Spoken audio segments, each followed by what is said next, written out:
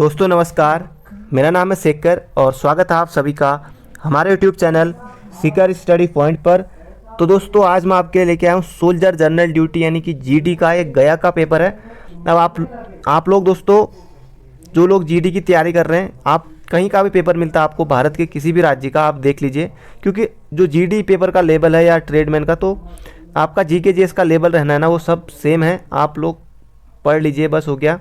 सभी जगह ज़्यादा कोई अंतर नहीं है, पेपर सेम मिलेगा आपको, कोई ज़्यादा टफ नहीं, कोई उतना आसान भी नहीं, ठीक ठाक लेवल का आपको पढ़ना रहता है। बस पासिंग मार्क्स 100 यहाँ पर दिया है और मैक्सिमम 100 और 50 क्वेश्चन आपके इसमें पूछे जाते हैं। 1 घंटे का आपका टाइम रहता है, 60 मिनट का, और एक क्वेश्चन के लिए 2 नंबर दिए जाते हैं आपको, और बाकी आपकी माइनस भी रहती है। तो ज़्यादा फिर ठीक ठाक हो जाए तो अगर 40 अगर सही कर दे रहे हो तो फिर ज़्यादा नहीं आ रहे तो तुक्के हुक्के ज़्यादा मत लगाना, फिर चयन आपका वैसे ही हो जाएगा। और भी वीडियो दिए मैंने, अगर आपने नहीं देखी तो आप लिस्ट में आके देख सकते हैं। और हमारा दूसरा चैनल है, वो भी आपको, अगर आप चैनल पे आएंगे तो आपको सबसे स्टार्टिंग में ही चैनल दिखेगा, army GK in Hindi and army running, तो आप वहाँ जाकर सारे पेपर को देख सकते हैं। तो इसमें हम शुरू करते हैं। 30 क्वेश्चन है इसमें, और आप लोग कमेंट करके बताना कि आप लोग कितना करने वाले हो। इसमें हम बाकी जीके जीएस तो इसमें सॉल्व कर लेंगे, और जो आपकी रीजनिंग पूछ जाते हैं, मैथ पूछ जाते हो, अगली वीडियो आपके लिए स्पेशल आएगी। तो आप लोग 30 में से अगर आप खुद एग्जाम में होते तो आप कितना सही करते, तो आप जरूर बताएं कमेंट बॉक्स में। अगला क्वेश्चन है कि पहला क्वेश्चन है हमारा, उपराष्ट्रपति का कार्यकाल कितने वर्ष का होता है?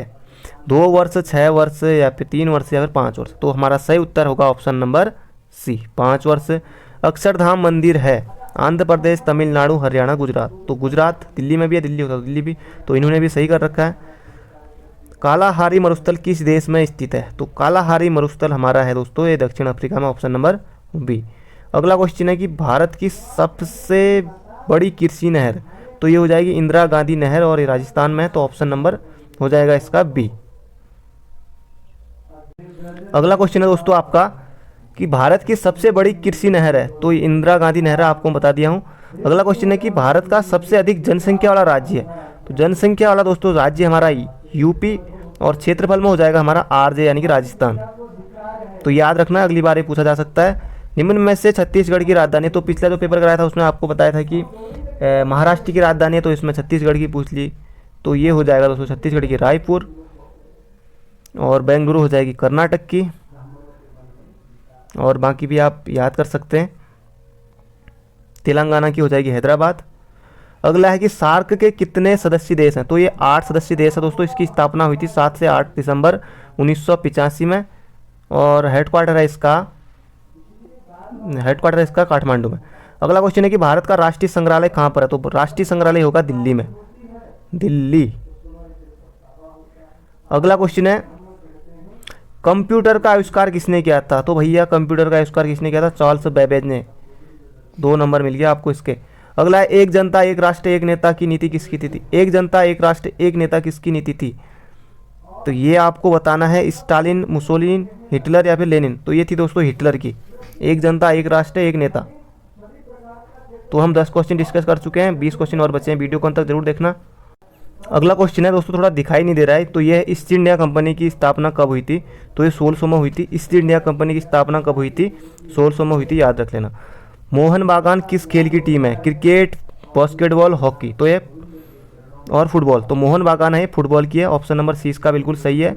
विश्व का सबसे गहरा महासागर है और विश्व का सबसे बड़ा महासागर है, ये हो जाएगा प्रशांत महासागर, ऑप्शन नंबर बी। अगला है रूसी क्रांति के जनक कौन थे? तो रूसी क्रांति के जनक थे लेनिन, ऑप्शन नंबर ए इसका बिल्कुल सही है दोस्तों। अब है आपके जीके के जो 15 क्वेश्चन समाप्त हो गए हैं। अगर आपके 15 सही हो तो 30 नंबर आपके पक्के हैं। अगला क्वेश्चन है शीतल पेय। अब यहाँ से आपका सामान्य विज्ञान साइंस यहाँ से स्टार्ट हो जाती है। आपका पहला क्वेश्चन है शीतल पेय में निम्न में से कौन सी गैस भरी होती है? नाइट्रोजन, हाइड्रोजन, ऑक्सीजन, या फिर CO2? तो इसमें होती है CO2, carbon dioxide, option number B बिल्कुल आपका सही है। अगला क्वेश्चन है दोस्तों आपके लिए, साधारण नमक का रासायनिक सूत्र है। तो उसमें सिर्फ सोडियम का पूछ दिया था उस पेपर में, तो इसमें साधारण नमक का पूछ दिया। मैंने कहा था कि इसी पेपर में पूछा जा सकता है, और यहाँ भी पूछा गया। तो NaCl, तो H2 होता है जल का, तो NaCl साधारण नमक का यह है रासायनिक सूत्र, यानी कि सोडियम क्लोराइड। अगला क्वेश्चन है खगोलीय दूरी मापने की इकाई है मीटर, किलोमीटर, समुद्री मील या प्रकाश वर्ष? तो समुद्री मील से समुद्र की नापेंगे, मीटर में लंबाई मापेंगे, और किलोमीटर में जो वो होती है, और प्रकाश वर्ष हो जाएगा। फिर यहाँ पर ऑप्शन नंबर सी, अभी यहाँ पर पारसेक भी होता तो वो भी सही होता हमारा।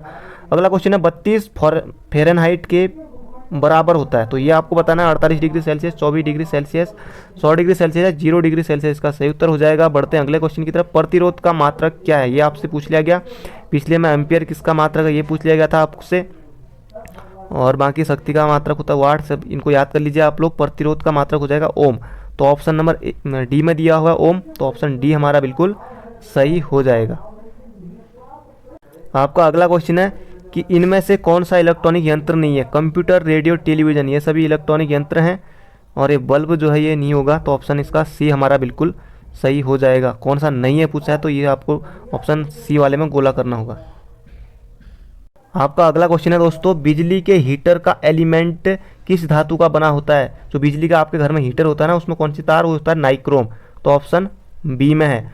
अगला क्वेश्चन है कि हवा में 0 डिग्री सेंटीग्रेड की ध्वनि की गति होती है, तो ये 332 मीटर प्रति सेकेंड हो जाएगा, 332 मीटर प्रति सेकेंड।